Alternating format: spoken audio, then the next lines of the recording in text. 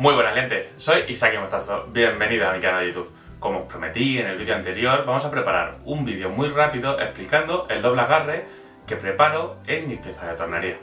Bien, por lo general los torneros, cuando vamos a preparar nuestras piezas, lo que solemos hacer si no disponemos de un grosor de madera muy grande es hacerlo por expansión.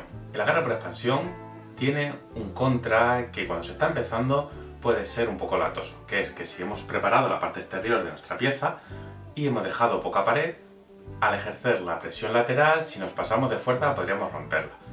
Aparte, el agarre por contracción siempre es un poquito más fuerte que el de expansión. A mí particularmente me gusta hacer el doble agarre.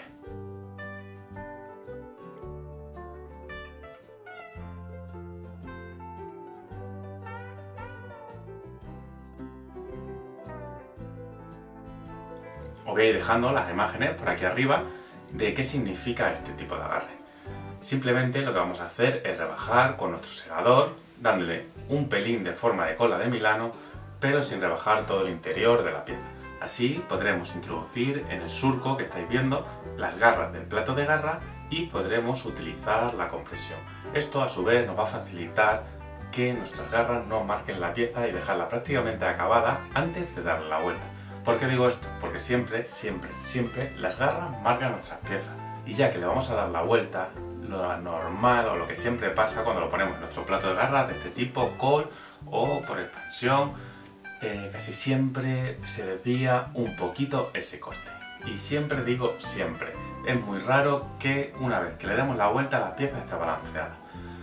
A veces ese desbalanceo es mínimo y no se nota, pero a un ojo de un buen entendedor, cuando estemos torneando siempre va a comer más de un lado que de otro, y si podemos evitarlo, lo vamos a hacer. Y ya que os estoy enseñando este truco, esto os lo evitaréis, ya que simplemente tendréis que retocar la parte interior de la pieza dejando el agarre externo que hemos realizado sin tocar, o simplemente con un ligero lijado que no se va a apreciar ese desbalanceo.